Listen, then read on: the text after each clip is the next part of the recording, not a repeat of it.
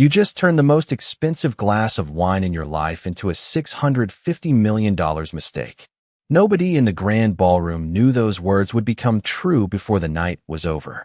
At 7:12 p.m., beneath crystal chandeliers the size of small cars and surrounded by the polished confidence of America's corporate elite, the Kensington family hosted what they believed would be the most important celebration in their company's history. The annual Kensington Foundation Gala occupied the entire top floor of the Sterling Crown Hotel in Manhattan. Investment bankers mingled with venture capitalists. Politicians exchanged handshakes with industry leaders. Waiters moved silently through the crowd carrying silver trays filled with sparkling water and imported wine. Everything about the evening projected power, wealth, and certainty. At the center of it all stood Charles Kensington and his wife Victoria, smiling for photographs as guests congratulated them on the massive deal everyone expected to be finalized later that evening. Rumors of a $650 million partnership had circulated for weeks. According to the whispers floating through the ballroom, the agreement would elevate Kensington Holdings into a completely different league. Investors were excited. Reporters were interested. Competitors were nervous. And no one appeared more pleased than Blake Kensington.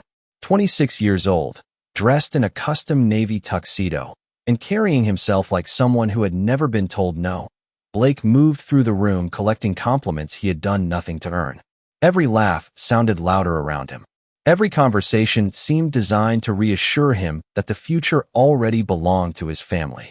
Near the entrance, a woman stepped quietly into the ballroom. She arrived alone. No entourage. No security team. No public announcement. Her black evening dress was elegant but understated. Her jewelry was minimal. She looked less like a billionaire executive and more like someone attending a private charity event after work. Her name was Naomi Sinclair. Few people looked twice. Those who noticed her assumed she was another guest among hundreds. Naomi moved calmly through the crowd, taking in the room with observant eyes. She watched the conversations. She watched the smiles. Most of all, she watched the Kensington family celebrating a victory that technically had not happened yet. The air felt heavy with expectation. Across the ballroom, Blake accepted another glass of red wine from a server. His friends laughed at a joke. He turned carelessly, scanning the crowd, and his eyes landed briefly on Naomi. To him, she was just another face. Someone unimportant. Someone who clearly did not belong among the people he considered worthy of attention. As Naomi passed near his group, Blake smirked. The expression spread to several friends standing beside him. Victoria noticed. Charles noticed. Neither said a word. The distance between Naomi and Blake closed to only a few feet. The music continued. The conversations continued. The celebration continued. Then, in a single moment that would alter the future of everyone in that room, Blake stepped sideways, lifted his glass slightly, and sent a stream of dark red wine cascading across the front of Naomi Sinclair's dress. Gasps rippled through the nearby crowd. The music seemed to fade beneath the sudden silence. Naomi stopped walking. Red droplets stained the fabric. Blake stared at her for a second before breaking into laughter. His friends joined him. Then Victoria laughed. Then Charles. And as dozens of guests turned to witness the scene unfolding before them, the future of a $650 million deal began collapsing without a single person realizing it. The laughter lingered in the ballroom long after the wine had stopped dripping from Naomi Sinclair's dress. It floated through the air like an echo of certainty, the kind of certainty people carried when they believed there would never be consequences. Blake Kensington seemed especially pleased with himself. He lifted his glass slightly toward his friends as if he had just delivered the highlight of the evening. A few guests forced polite smiles. Others looked away. The mood had changed, even if the Kensington family had not noticed it yet. Naomi stood perfectly still. Not embarrassed. Not angry. Not shaken. Her expression remained calm in a way that felt almost unnatural given what had just happened. She looked down briefly at the dark stain across the front of her dress, and then back up toward Blake. There was no argument. No accusation. No demand for an apology. That silence unsettled several people more than any confrontation could have. Blake's smile faded for a fraction of a second. He had expected outrage. He had expected a scene. Instead, the woman simply reached for a cloth napkin from a nearby table and gently pressed it against the fabric. Around her, conversation slowed. Guests exchanged uncertain glances. Something about her composure did not fit the role Blake had assigned to her. Across the room, Victoria Kensington leaned toward a group of investors and laughed softly. "Some people just wander into places they do not belong," she said. The comment earned a few uncomfortable chuckles. Charles Kensington adjusted his cufflinks and smiled, as though the entire situation were a harmless social mishap. To him, the evening was still progressing exactly as planned. The deal, the celebration, the attention, everything remained on track. Naomi carefully folded the napkin and placed it on a nearby tray. Then she looked around the ballroom. Crystal chandeliers reflected warm light across polished marble floors. Waiters continued moving through the crowd. A jazz ensemble played quietly near the stage. It was a beautiful room filled with powerful people. Yet Naomi had seen rooms like this her entire career. Different city, different faces, same assumptions. She had learned long ago that arrogance often revealed itself before intelligence did. Near the back of the ballroom, a woman named Emily Rhodes watched the scene unfold. Emily worked in corporate communications and had attended hundreds of events like this. Something about Naomi seemed familiar. Very familiar. She studied her face from across the room, trying to place where she had seen her before. Television interview? Business magazine? Industry conference? The answer hovered just beyond reach. Meanwhile, Blake had already moved on to another conversation. He laughed loudly, accepted compliments, and acted as though the incident no longer mattered. To him, Naomi was simply another anonymous guest who would disappear into the crowd. He never noticed that several investors had stopped smiling. He never noticed the whispers beginning to circulate through nearby groups. He never noticed that some of the most influential people in the room were now quietly watching Naomi instead of him. Naomi walked calmly toward a side table near the ballroom windows overlooking Manhattan. The city lights stretched across the night like scattered diamonds. She folded her hands and observed the room. There was patience in her posture, purpose in her silence. She was not standing alone because she lacked influence. She was standing alone because she did not need to prove she had it. And while the Kensington family continued celebrating a future they believed was already secured, Naomi Sinclair watched them with the quiet confidence of someone who knew the evening had only just begun. The ballroom slowly returned to motion, but the energy had changed. What had begun as a celebration now carried an undercurrent of discomfort that no amount of expensive decor could hide. Naomi Sinclair remained near the floor-to-ceiling windows overlooking Manhattan, her stained dress unnoticed by her and impossible to ignore for everyone else. The city lights reflected against the glass behind her, giving her silhouette a quiet presence that seemed larger than the room itself. Across the ballroom, Blake Kensington continued entertaining his circle of friends. Every laugh sounded forced now. Every joke seemed slightly louder than necessary. Confidence had become performance. Arrogance had become theater. Victoria Kensington noticed the shifting mood before anyone else in her family. She watched several guests glance toward Naomi and then quickly look away. Instead of questioning why, she assumed the attention itself was the problem. Victoria approached a group of donors standing near the center of the room and smiled politely. "Some people really do not understand social boundaries," she said. "You invite one person and suddenly everyone thinks they belong in the same room." The comment earned a few weak laughs, but not the response she expected. One donor looked uncomfortable. Another excused himself entirely. The silence that followed lingered longer than her words. Charles Kensington noticed it too. His jaw tightened. He had spent decades building relationships with investors and executives. Tonight was supposed to reinforce his reputation, not challenge it. Yet instead of recognizing the growing tension, he doubled down. He crossed the ballroom and stopped only a few feet from Naomi. "I believe our event staff can help you locate the exit if you need assistance," he said with a smile that never reached his eyes. Naomi looked at him calmly. "Thank you," she replied. "I know exactly where I am." The answer was polite, respectful, simple. Somehow it irritated him more than an argument would have. Nearby guests exchanged glances. Charles returned to his group, visibly frustrated. Meanwhile, Emily Rhodes continued studying Naomi from across the room. The feeling of recognition refused to leave her. She opened her phone and quickly searched through recent business articles she had saved. Technology leaders, investment firms, corporate acquisitions. Nothing clicked. Yet she remained certain she had seen Naomi somewhere important before. As the minutes passed, more guests began paying attention. Not because Naomi demanded attention, but because she never sought it. She did not complain. She did not ask for sympathy. She did not attempt to defend herself. She simply stood with the composure of someone completely unaffected by the opinions surrounding her. That composure made the Kensington family appear increasingly small. Blake eventually noticed the change. He looked around and realized fewer people were laughing with him. Some were avoiding eye contact altogether. Embarrassed by the shift, he decided to reclaim control. Carrying another glass in his hand, he walked toward Naomi with the confidence of someone who had never faced real consequences. His friends followed several steps behind. Still here, Blake asked loudly enough for nearby guests to hear. "I figured after what happened, you would have taken the hint." A hush settled across the immediate area. Conversation stopped. Even the music seemed distant. Naomi turned toward him slowly. Her expression remained unchanged. Blake smirked and glanced at the stain on her dress. "You know," he continued, "there are private events all over the city tonight. Maybe one of them is a better fit." Several guests looked down immediately. Others stared directly at him in disbelief. The words hung in the air like smoke. Naomi said nothing. She simply held his gaze. For the first time all evening, Blake felt something unexpected. It lasted only a second. A brief flicker of uncertainty. Then it disappeared beneath his pride. What he did not realize was that every person watching had just learned something important. The problem in the room was not Naomi Sinclair. The problem was standing directly in front of her.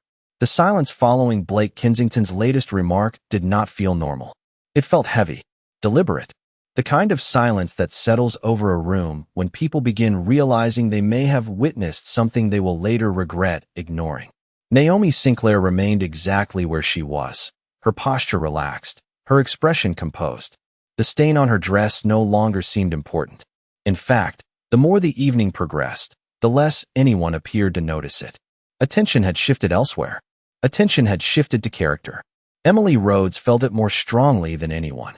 She stood near a table lined with crystal glasses, staring across the ballroom at Naomi. The feeling of familiarity had become impossible to ignore. She opened her phone again and began scrolling through business articles, industry reports, conference photos, and executive profiles. Somewhere in her memory, a connection was waiting to be made. Around her, guests had started whispering openly. The atmosphere that had once celebrated the Kensington family now felt divided. Some guests remained loyal to Charles and Victoria. Others had begun distancing themselves. Nobody wanted to be associated with behavior that was becoming harder to defend. Across the room, two investors exchanged quiet words. One shook his head. Another glanced toward Naomi and frowned. Neither looked impressed by Blake's performance. Victoria noticed the shift and immediately moved to contain it. She approached a small circle of guests and smiled confidently. "People are making far too much of a simple accident," she said. Some guests seemed determined to create drama where none exists. The explanation landed poorly. Several people nodded politely, but their eyes revealed skepticism. A simple accident did not usually involve laughter. A simple accident did not usually involve repeated insults. Charles Kensington sensed control slipping away. The evening had been planned down to the smallest detail. Every speech, every introduction, every conversation. Yet one unexpected guest had somehow become the center of attention without saying almost anything. That bothered him a great deal. Near the ballroom entrance, a senior executive named Michael Reeves arrived late to the event. He scanned the room and immediately froze. His eyes landed on Naomi. Recognition flashed across his face. He knew exactly who she was.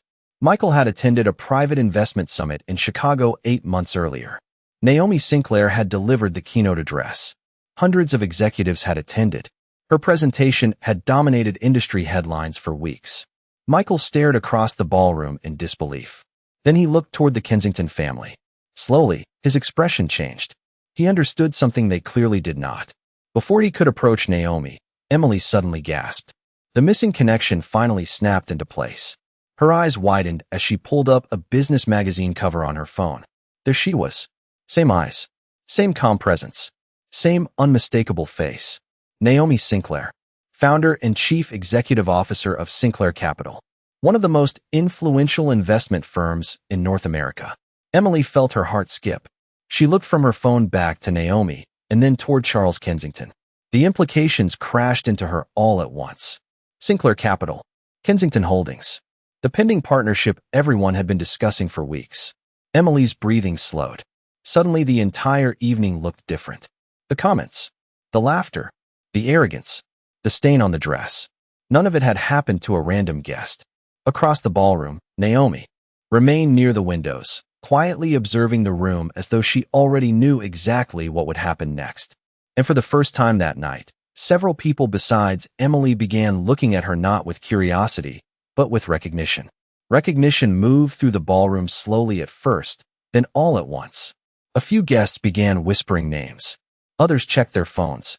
Several investors who had spent years following major acquisitions suddenly understood why Naomi Sinclair had seemed familiar. Yet the Kensington family remained unaware. They continued operating from the assumption that status belonged exclusively to them. That assumption was about to be tested. Blake Kensington noticed the growing attention around Naomi and mistook it for sympathy. The misunderstanding inflated his confidence. He walked toward her again, followed by two friends who looked increasingly uncomfortable. "I am surprised you are still here," Blake said. "Most people would have gotten the message by now." Naomi looked at him calmly. "What message would that be?" she asked. Blake smiled. "That this is a private event for serious people." Several nearby guests visibly winced. The comment landed harder than he intended, not because it was clever, but because it revealed exactly who he was. Before Naomi could answer, Victoria Kensington joined her son. "Blake is only trying to save you further embarrassment," she said. "Sometimes it is better to leave with dignity." Naomi remained composed. "That is an interesting perspective." Victoria folded her arms. "It is practical advice." Across the room, Emily Rhodes could barely believe what she was hearing. Now that she knew Naomi's identity, every word coming from the Kensington family sounded more reckless than the last. She glanced toward Michael Reeves, who had also recognized Naomi. Their eyes met briefly. Neither needed to speak. They both understood the same thing. The people humiliating Naomi had no idea whose future they were gambling with.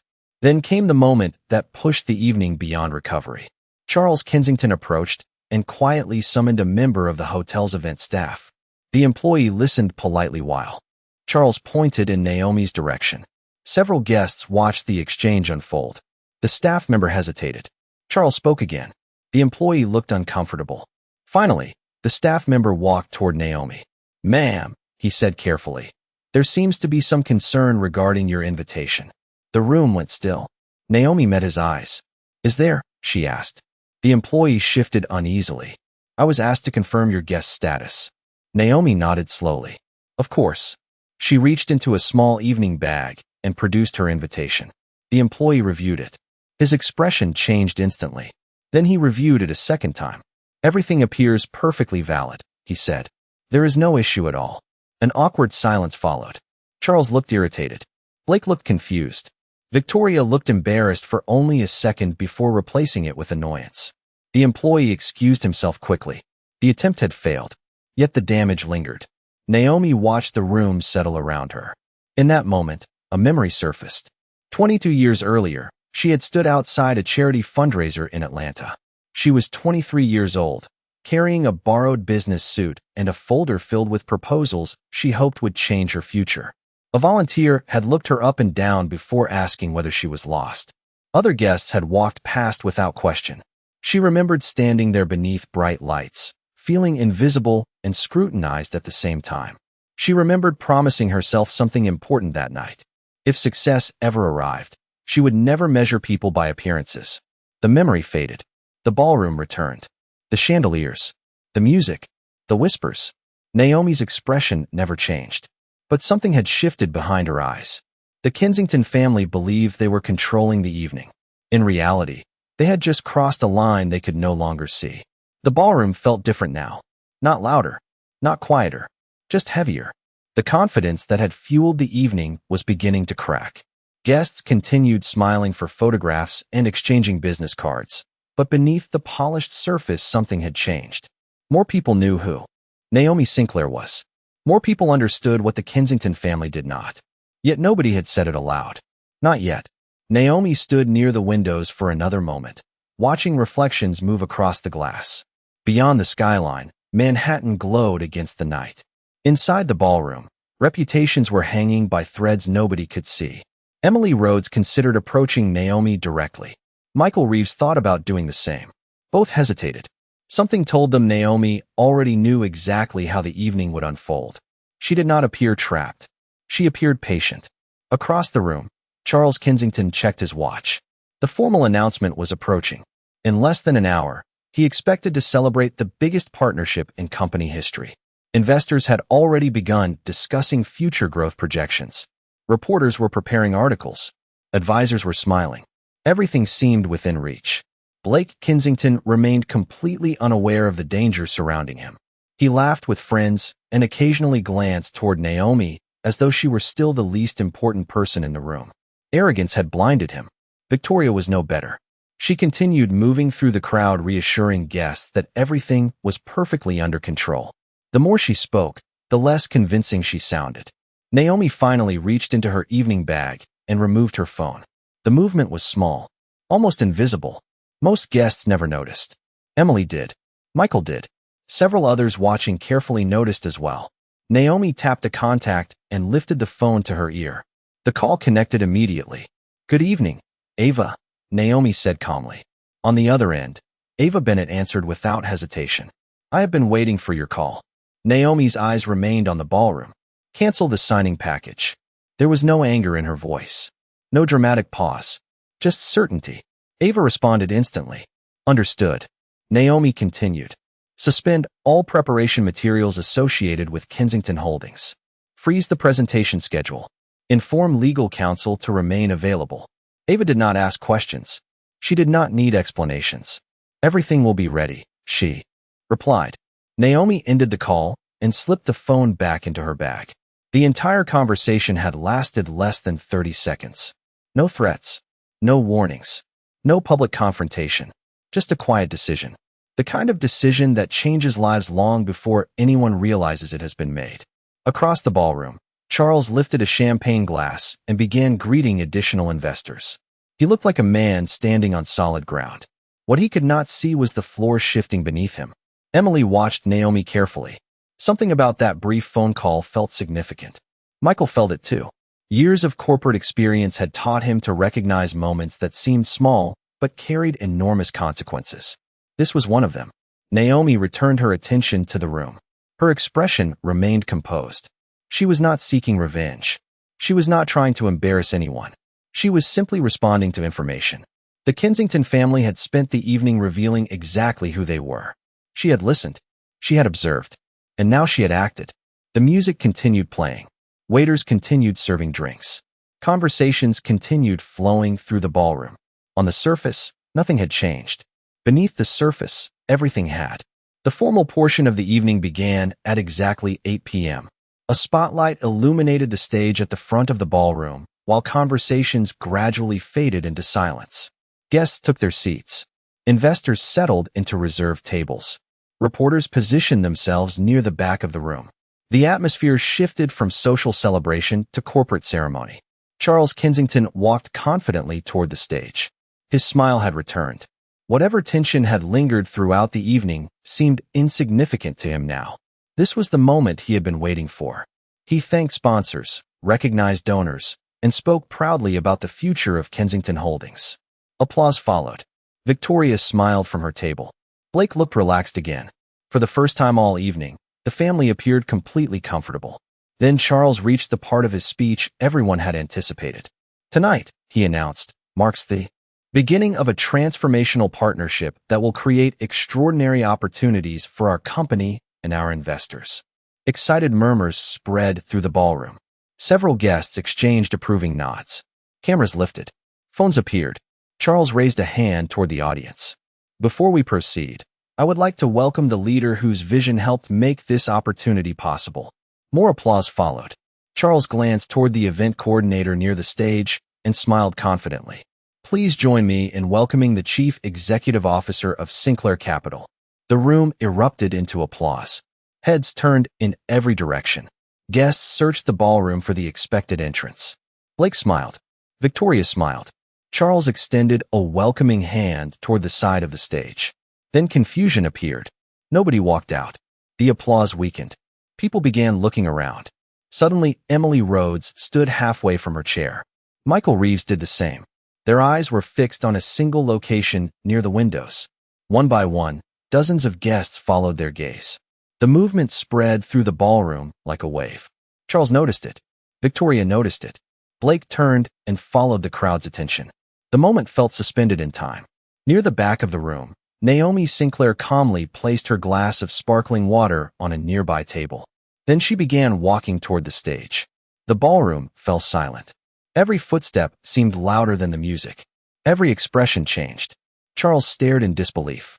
Victoria's smile vanished completely. Blake looked as though the floor had disappeared beneath him. Naomi continued forward with the same calm composure she had carried all evening. No anger. No performance. No need for dramatic gestures. Recognition swept across the room. Some guests gasped. Others exchanged stunned looks. Several investors lowered their heads immediately.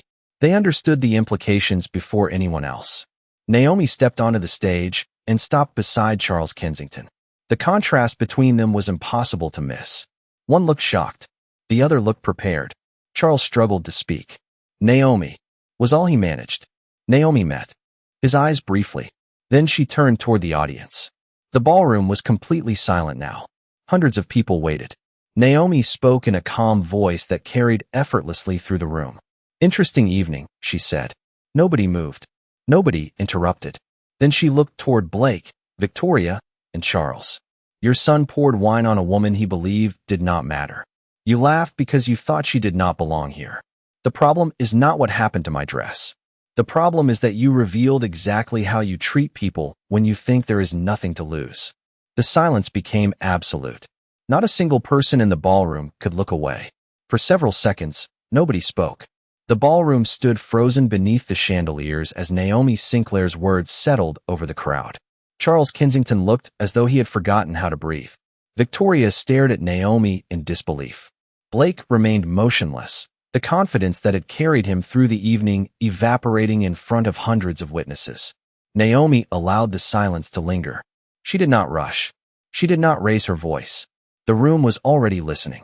Across the audience, investors exchanged uneasy glances. Some lowered their eyes. Others reached for their phones. The reality of the situation was becoming impossible to ignore. The woman they had watched being mocked all evening was not merely an important guest. She was the very person holding the future Kensington Holdings had spent months pursuing. Charles finally found his voice. "Naomi, there has clearly been a misunderstanding." The sentence sounded weak even to him. Naomi looked at him calmly. "A misunderstanding happens when facts are unclear," she replied. Tonight was very clear. No one interrupted. Victoria stepped forward. "We can resolve this privately." Naomi shook her head slightly. The comments were public. The laughter was public.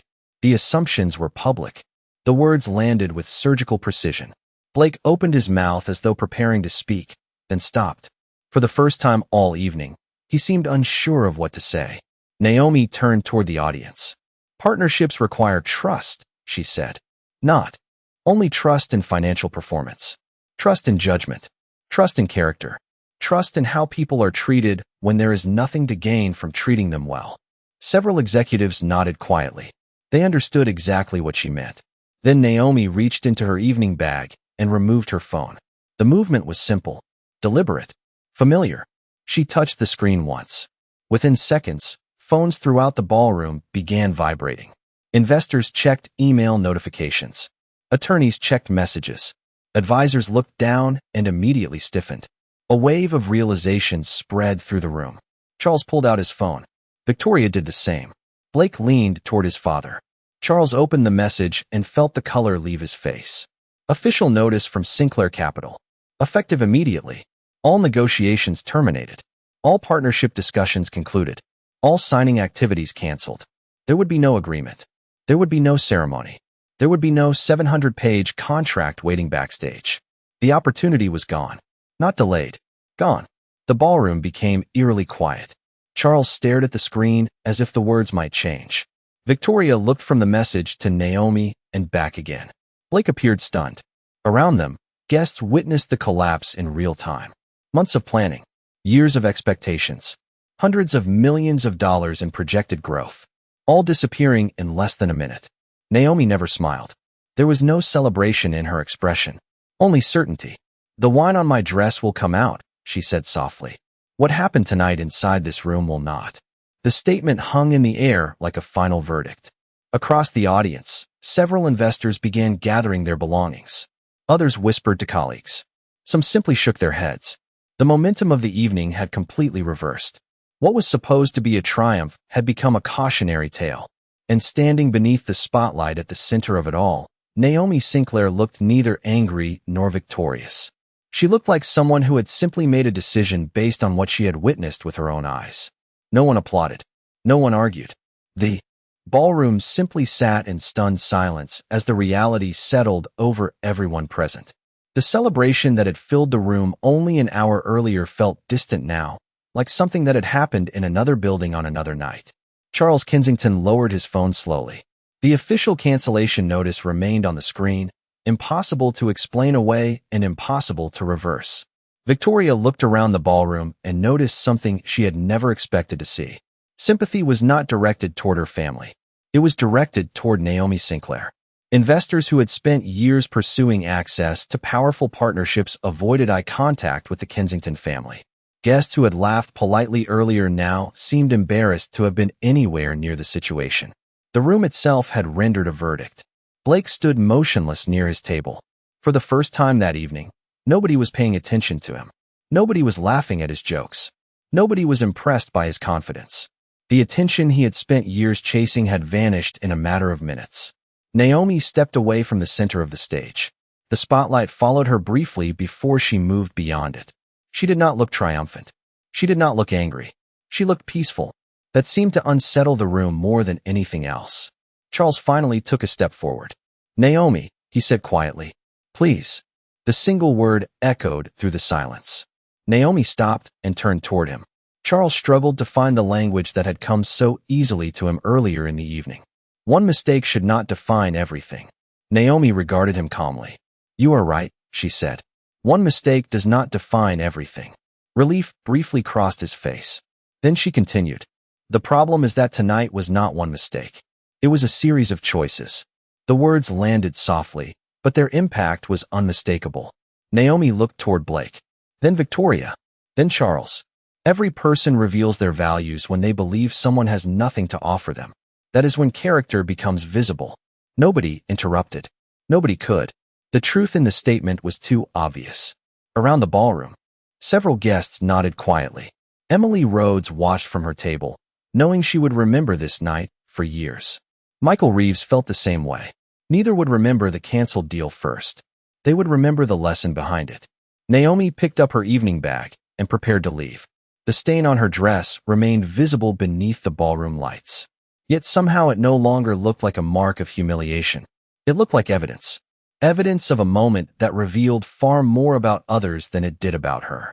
As she approached the exit, the crowd slowly parted. Not because anyone was instructed to move. They simply did. Respect had arrived naturally where arrogance had failed. Naomi paused near the doors and looked back one final time. The ballroom remained silent. Hundreds of eyes followed her. Then she spoke her final words of the evening. "I did not cancel a partnership because of a glass of wine. I canceled it because respect cannot be negotiated. If people only matter when they appear powerful, then power has already corrupted the room." The silence that followed felt different from the one before.